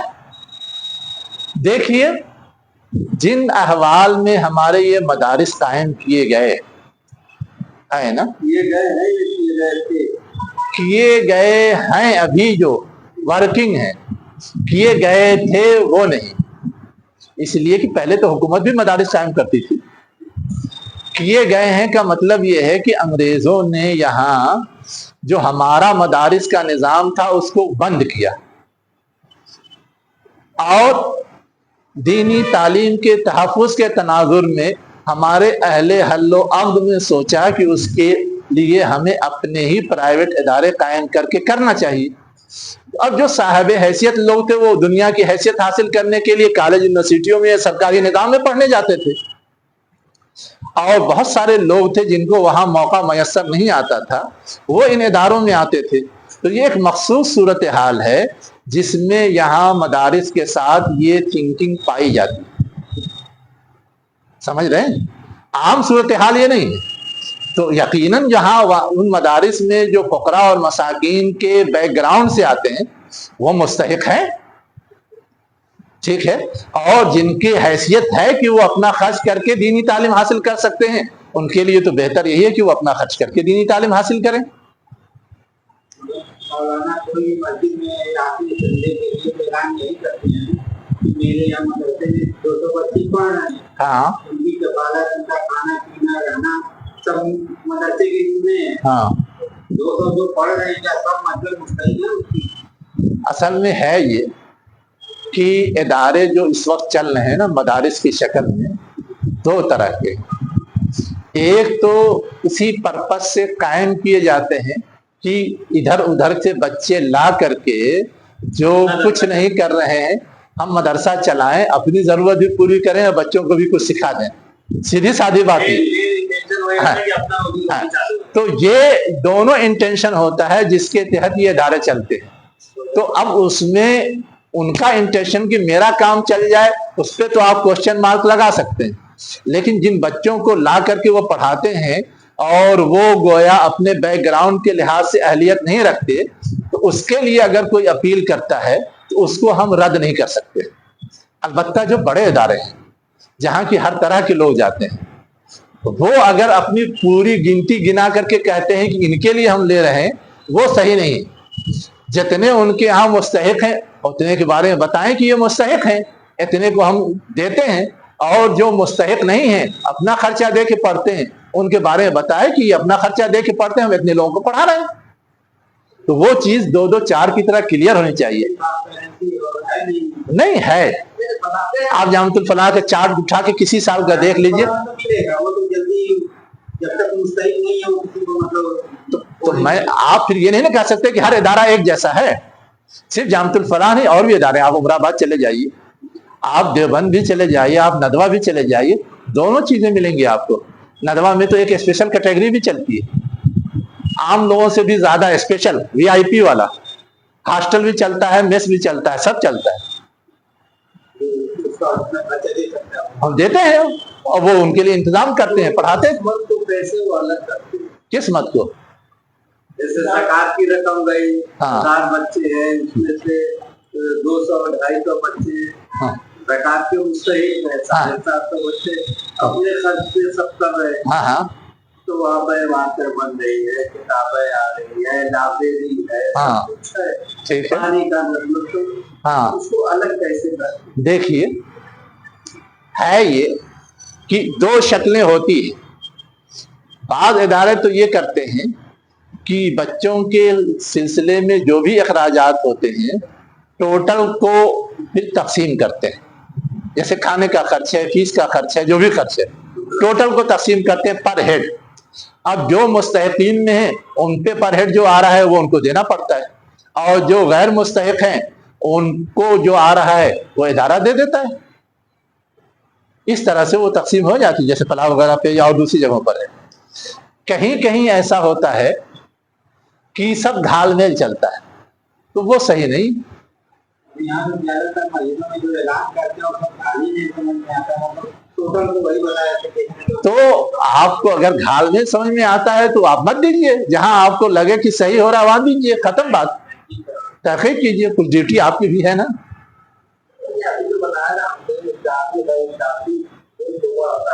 हाँ हाँ रहता है। एक मिनट हो गई बात, वो तो समझ गए सब लोग। एक दूसरी बात इस सिलसिले की और भी है कि जिस तरह जिहाद जो है उस पे ये फी सबीलिल्लाह वाली मद से खर्च हो सकता है, वैसे ही अहादीस के अंदर इल्म के हुसूल को भी फी सबीलिल्लाह जिहाद कहा गया है। तो हमारे बहुत सारे उलमाए कराम कहते हैं कि इल्म ज़ाया ना हो जाए, इल्म दीन उसके तहफ़्फ़ुज़ के लिए अगर इदारे कायम किए जा रहे हैं तो वो भी इस मद में आते हैं और इससे उन पर खर्च किया जा सकता है। एक राय ये भी है। चलिए, इब्न सबील समझा मुसाफिर, लेकिन बाज़ लोग कुछ दूसरा माना भी लेते हैं।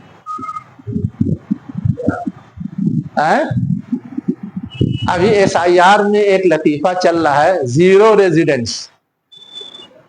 जीरो रेजिडेंस का मतलब समझते हैं? घर नंबर 0, उनके पास घर है ही नहीं, रोड पे रहते हैं, जंगल में रहते हैं, दरख्त के नीचे रहते हैं, या क्या कहते हैं खीमा बना के रहते हैं, जिसको घर कहा ही नहीं जा सकता, खाना बदोश। तो बाज़ मुफस्सिरीन कहते हैं कि इब्न सबील में ये सब भी शामिल हैं जो फुटपाथ पे सोते हैं, जिनके पास घर नहीं है,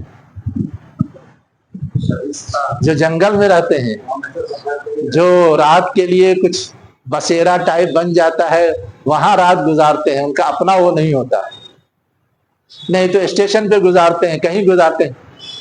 तो बाज़ लोग कहते हैं कि ये सब भी अनासिर ऐसे हैं जो मोहताज हैं तभी तो वो अपना घर नहीं बसा पाते, ऐसे लोगों को भी बसाने के लिए या उनकी ज़रूरत की तकमील के लिए दिया जा सकता है। इब्न सबील का एक मफ़हूम ये भी है। हो गया? तो या तो फकीर में जाएंगे या तो मिस्कीन में जाएंगे। हाँ, वो उसमें भी जा सकते हैं, लेकिन ये कि फकीर और मिस्कीन के अलावा भी हो सकते हैं। बेसिक जरूरत में क्या क्या चीज आती है? रोटी कपड़ा और मकान। तो रोटी कपड़ा भर तो कमा लेते हैं, मेहनत मजदूरी करते हैं, मकान भर नहीं कमा पाते, है ना। तो मिस्कीन की तारीख में जा सकते हैं, है ना। लेकिन हम मिस्कीन उनको समझ नहीं पाते, इसलिए कि वो फुटपाथ पर है। मिस्कीन तो अपना घर वाला भी हो सकता है, आप खाने पीने के लिए नहीं कमा पा रहा लेकिन घर है उसके पास, इसको तो समझना होगा आसान है इसके लिए। बिल्कुल समझना आसान है, लेकिन जब वो रोड पे नजर आता है तो वही चीज हावी हो जाती है ना, इसलिए वो राय है। जब वो रोड पे नजर आता है सोया हुआ, तो रोड पे पड़ा हुआ ये चीज हावी है, ये चीज हावी नहीं है कि वो अपनी जरूरत पूरी नहीं कर पा रहा है, इसलिए उसको उसमें शामिल कर देते हैं। चलिए, तो ये तो हम लोगों ने समझा कि ज़कात के मद्दात क्या क्या है। अब इसमें घाल मेल बहुत सारा करते हैं, जिसके बाद इशारात तो आ गए, लेकिन एक बहुत ही बदतरीन किस्म का घाल मेल है जिसकी वजाहत मैं जरूरी समझता हूँ। आप लोग तो चुपके चुपके कुछ सवाल पूछ रहे थे ना।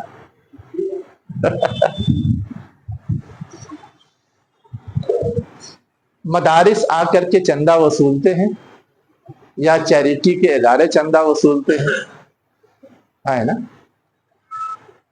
अब चंदा वसूलने का वो काम करते हैं तो उनका हक है कि उन पर भी खर्च हो। बताया गया आमिलीन अलैहा, लेकिन कितना खर्च हो,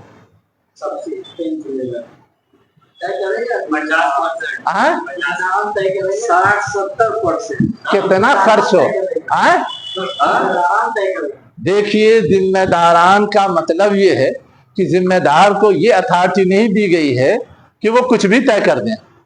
वक्त के खलीफा को भी अथॉरिटी नहीं, वक्त के खलीफा को था हर एक की कफाफ, हर एक को जरूरत भर दे, कफाफ का उसूल है ना। तो यहां भी कफाफ का उसूल चलना चाहिए ना। यहां तशरीह नहीं आई है, लेकिन हमारे पूरे इस्लामी लिटरेचर और स्पिरिट में वो तो मौजूद है कि इस्लामी हुकूमत के जो भी कारिंदे होंगे वो उनको कफाफ देना लाजमी है। कफाफ से जायद कभी इमरजेंसी जरूरत हो तो दे सकते हैं, ये है। अब ये जो परसेंटेज चलता है, ये क्या कफाफ का बदल है सही मानों में?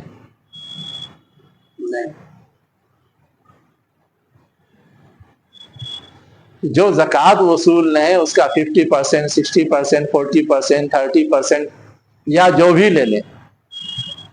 अब मैं जो बात बता रहा हूं उसको थोड़ा सा गौर से सुनिए। आप कैसे तय करेंगे उनके घर में?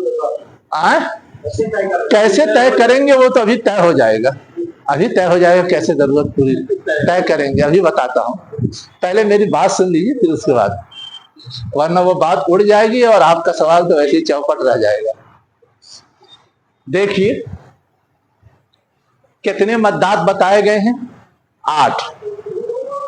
अब यहां पे एक सवाल ये खड़ा होता है कि 8 में बराबर बराबर तकसीम होगा या कम ज्यादा दिया जा सकता है ना। एक नुक्ते नजर ये पाया जाता है कि 8 में बराबर बराबर तकसीम होना जरूरी है। जितनी ज़कात जमा हुई 8 जगह बांटी जाएगी और जितना एक एक मद है उसमें तकसीम किया जाएगा। एक नुक्ता नजर ये। दूसरा ये है कि जरूरत देखी जाएगी, जहां जरूरत है वहां ज्यादा भी लग सकता है, जहां कम जरूरत है वहां कम भी लग सकता है। ठीक है। अब सवाल ये है कि अगर नुक्ता नजर ये है कि 8 में बांटी जाएगी तो 100% ज़कात को अगर 8 में बांटेंगे तो एक मद आमिलीना अलैहा के लिए कितना परसेंट बनेगा?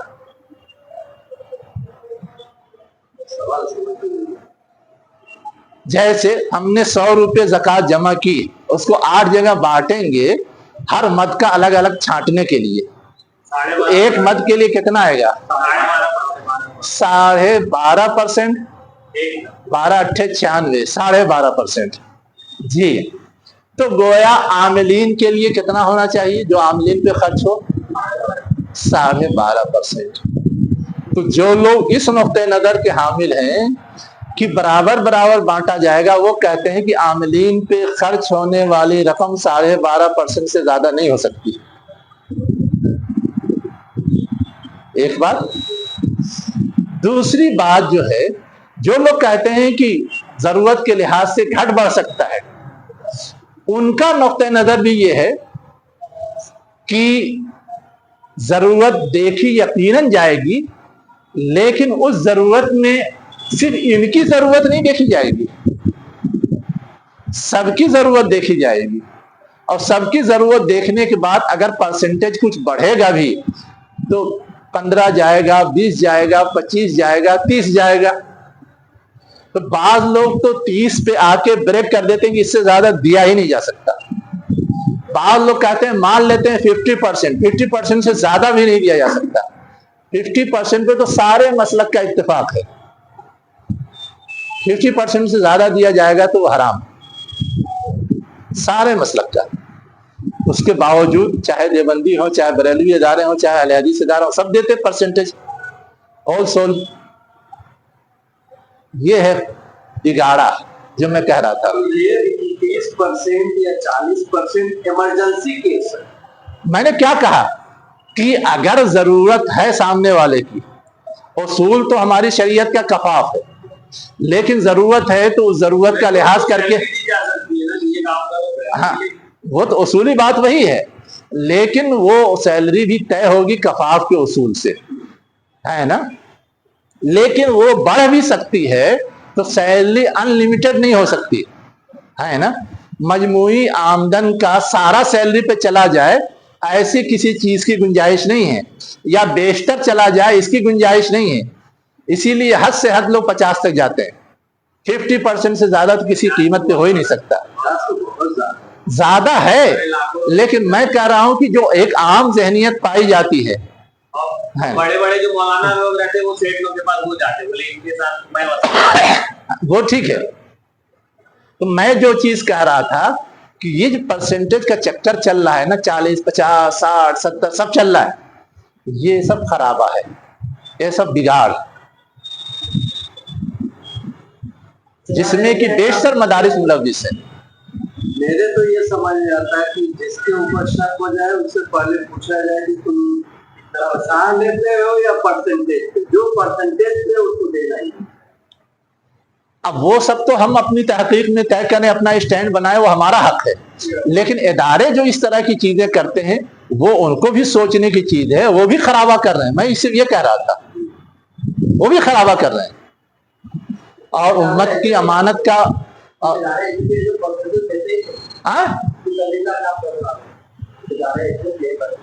हाँ ठीक है, ऐसी लोगों को तौफीक मिली हुई अच्छी बात है। चलिए, हो गई यहां तक बात खत्म। अब आगे जो चीज कही जा रही है उसमें सिर्फ 2 बातें हैं।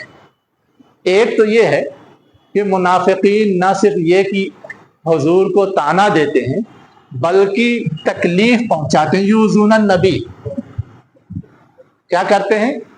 तकलीफ पहुंचाते हैं। कैसे तकलीफ पहुंचाते हैं? कहते हैं वो कान है। कान है का मतलब क्या है? कान के कच्चे हैं, जो सुन ले सब मान लेते हैं।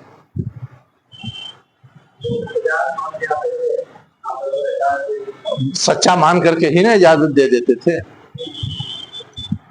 अब ये तो खुशगुमानी है, लेकिन उसको वो एक तरह से गलत रंग देते हैं कि ये बसीरत नहीं रखते, ये मामलात को समझते नहीं, जो जो कह दे सबको मान लेते हैं, सब पे यकसा एतमाद कर लेते हैं, इनको चालाकी नहीं आती है। हालांकि हुजूर सब समझते थे, लेकिन अब इल्जाम देने के लिए तो हर आदमी अपने आप को चतुर समझता है ना, और सामने वाले को बेवकूफ समझता है। यहूदियों का तस्करा है। नहीं, ये मुनाफिकीन ही का चल रहा है। हाँ, मिनहुम लदीना, उन्हीं का तस्करा चल रहा है। अब वो क्या है? कान है। कान है का मतलब ये है, जैसे अब जो लोग जासूसी करते हैं उनको ऐन कहा जाता है। आंख क्यों कहा जाता है? इसलिए कि वो अपने मालूमात बराह रास्त गहरी नजर से हासिल करते हैं। तो वैसे ही हुजूर पे तान के तौर पर या तंज के तौर पे कह रहे थे कि ये कान है, यानी कान तो रखते हैं लेकिन बहुत पुख्ता कान नहीं रखते, बस ऐसी ही कान रखते हैं। तो इस अंदाज की वो ताबीर है। तो अल्लाह ताला ने जवाब दिया, कुल ओज़ोनो खैरिन लकुम, कि वो इस तरह से जो कान रखते हैं, सुन करके एतमाद कर लेते हैं, ये तुम्हारे लिए तो बेहतर ही है। तुम्हारा उसमें नुकसान क्या हो रहा है, घाटा हो रहा है कि तुम इल्जाम दे रहे हो या ताना दे रहे हो या कुछ भी तंज कर रहे हो, है ना। रसूल का उसवा क्या है, युमिनु बिल्लाह, वो तो अल्लाह पे यकीन रखता है, व युमिनु लिल मोमिनीन, और मोमिनीन पर एतमाद करता है। देखिए एक जगह है बिल्लाह और एक जगह है लिल मोमिनीन। आमना बे के माने होता है ईमान रखना, आमना ले के माने होता है एतमाद करना। ये फर्क है, दोनों एक ही जगह इस्तेमाल हुआ है लेकिन फर्क है। रसूल क्या करता है, अल्लाह पे ईमान रखता है, और वह रसूल क्या करता है, मोमिनीन पर एतमाद रखता है। तो वो गलत कार नहीं है या वो कोई गलत हरकत नहीं करता, तुम्हारा इल्जाम सही नहीं है। और वह रहमतुल लिल्लज़ीना आमनू मिनकुम, और जो लोग तुम में से ईमान लाए या ईमान का ऐलान करते हैं उनके लिए तो रहमत है, वरना हर चीज की खोज कुरेज में जाए और तहकीक करके गोशमाली करने लगे तो फिर तुम सब ठिकाने लग जाओगे। तो ये तो तुमको खैर मनाना चाहिए कि वो नजरअंदाज कर देता है, हर चीज की खोज कुरेज में यही जाता। वल्लज़ीना यूज़ूना रसूलल्लाह लहुम अज़ाबुन अलीम, और धमकी दे दी गई कि वो लोग जो अल्लाह के रसूल को इस तरह से ईज़ा देते हैं गलत इल्जामात के जरिए, उनके लिए अल्लाह के पास दर्दनाक अजाब है। आज तो ठीक है वो बच जा रहे हैं, लेकिन कल उनको सख्त सजा मिलेगी। अब आगे एक चीज की तरफ और इशारा किया गया है कि ये मुनाफिकीन अपने आप को बहुत अच्छा साबित करने के लिए झूठी कस्में खाते हैं। ये सब गोया उनकी पहचान बताई जा रही है। माल खर्च करना हो तो भागते हैं, रसूल पे इल्जाम लगाते हैं, और साथ ही साथ अल्लाह की कस्में तुम्हारे लिए खाते हैं ताकि तुम खुश रहो, तुमको खुश कर दें, ले युरज़ुकुम, तुम खुश रहो, कोई ऑब्जेक्शन ना करे, कोई इल्जाम ना लगाए। वल्लाहु व रसूलुहु अहक्कु अन युरज़ू, हालांकि अल्लाह और उसके रसूल ज्यादा हकदार हैं कि उसे खुश किया जाए, अल्लाह को खुश किया जाए, उसके रसूल को खुश किया जाए। इन कानू मोमिनीन, अगर वो मोमिन है, यानी मुनाफिकीन जो कस्में खाते हैं तुम्हें खुश करने के लिए, हालांकि चाहिए ये था कि वो वाक़तन साहिब ईमान है तो अल्लाह को खुश करने की कोशिश करते, रसूल को खुश करने की कोशिश करते। अल्लाह को तो नजरअंदाज करते हैं, रसूल को तो अजियत देते हैं, और तुम्हारे सामने सुरखरू बनने के लिए, इसलिए कि ऐब छुप नहीं सकता, देर सवेर खुल ही जाता है। रोज रोज हुजूर की खिदमत में तो नहीं जाएंगे, लेकिन लोगों के दरमियान तो रहना ही है। तो लोगों के दरमियान रहते हुए हर एक के पारे में पता चल जाता है वो कितने पानी में, कितना सही है कितना गलत है, तो उसको छुपाने के लिए कस्में खाते हैं।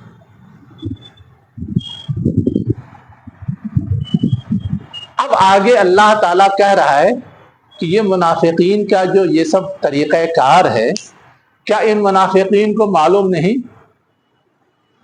कि मन युहादिदिल्लाह व रसूलहू, जो अल्लाह और उसके रसूल की मुखालफत करता है, फ़इन्ना लहू नारा जहन्नम, उसके लिए जहन्नम का आग है, खालिदन फीहा, जिस जहन्नम में वो हमेशा रहेंगे।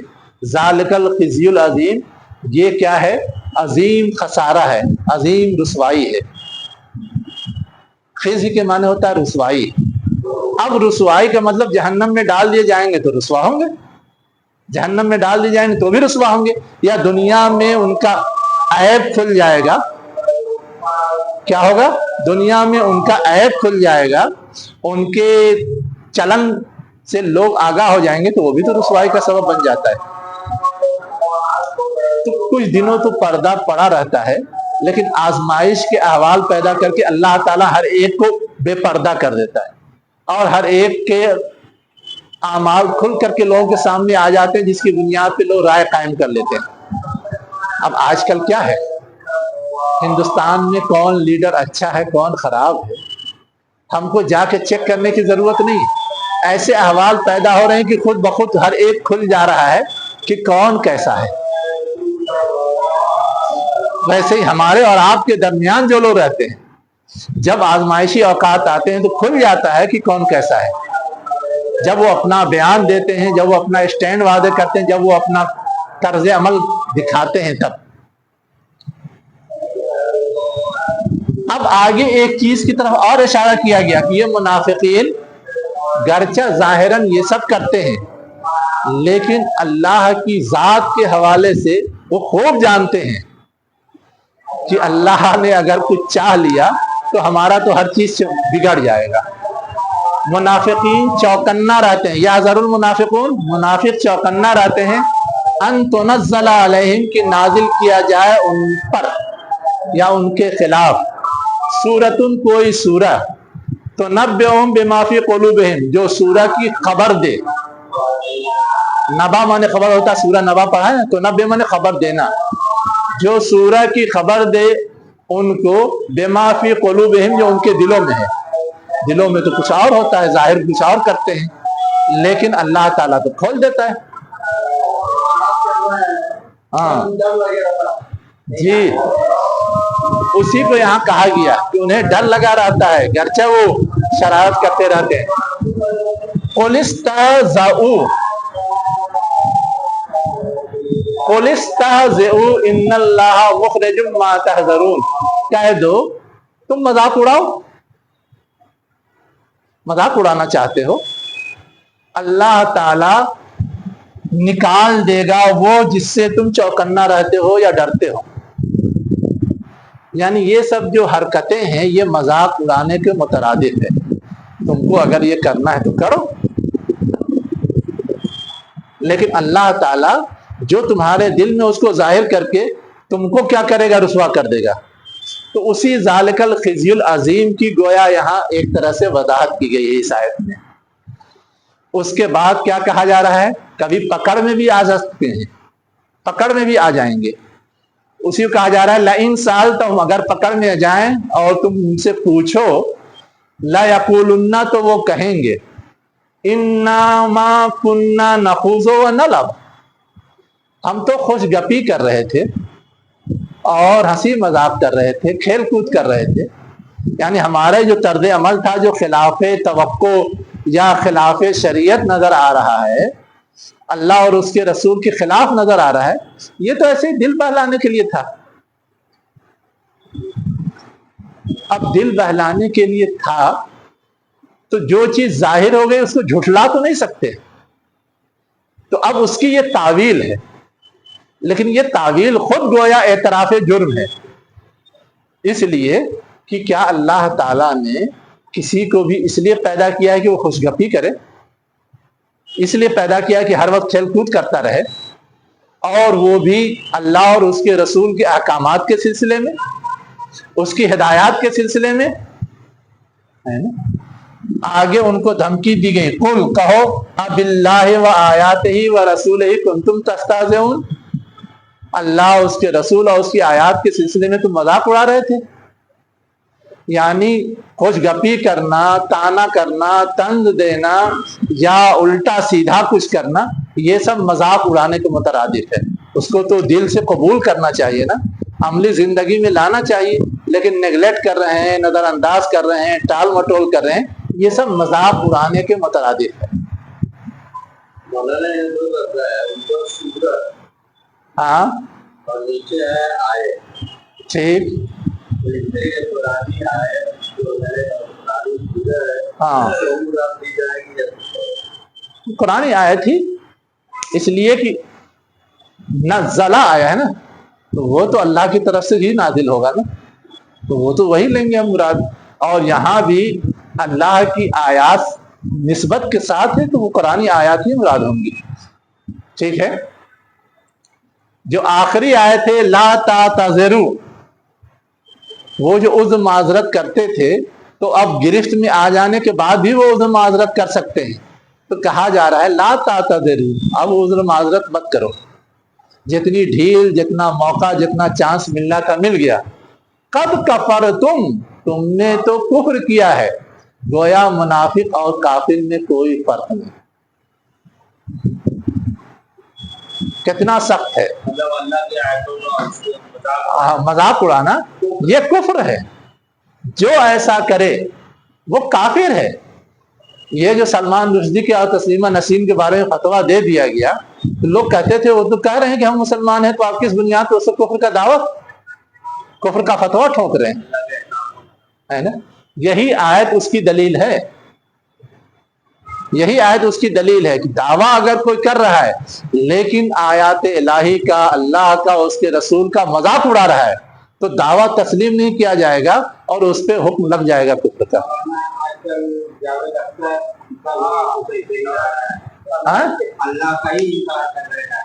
ठीक है, वो भी उस कटहरे में खड़े होंगे,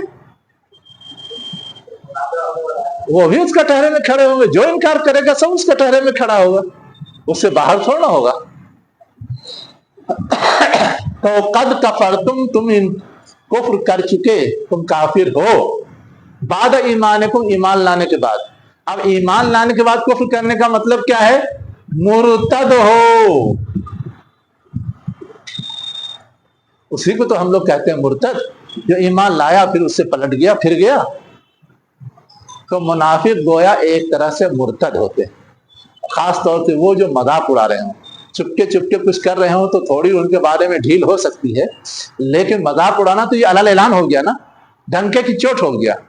जैसे मैंने मिसाल दी, सलमान रुश्दी तक अलल ऐलान शैतानिक वर्सेस किताब लिख रहे हैं, तो वो काबिल माफी तो ना है, उन पे तो लामहला फतवा लग सकता है, हुक्म लग सकता है।